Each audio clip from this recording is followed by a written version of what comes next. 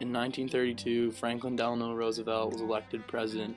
Within the first 100 days, he enacted many reforms, including the Civilian Conservation Corps.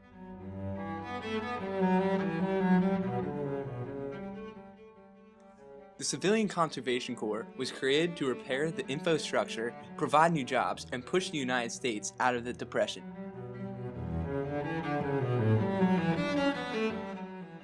Many new jobs were given to citizens ages 18 to 25.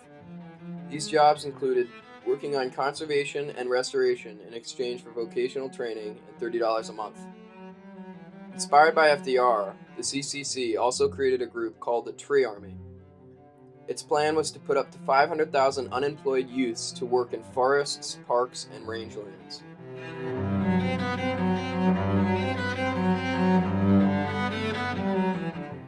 And the CCC, Civilian Conservation Corps, did a lot of work in Pennsylvania, especially in Philadelphia.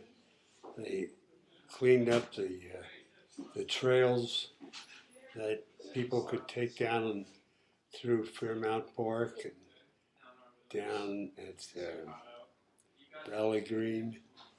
Mm-hmm. And they built a shed down there for the horses.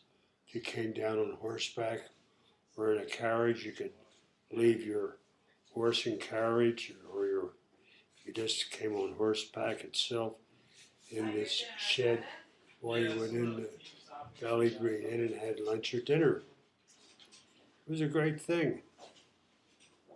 Did you have any personal Observation? Yeah.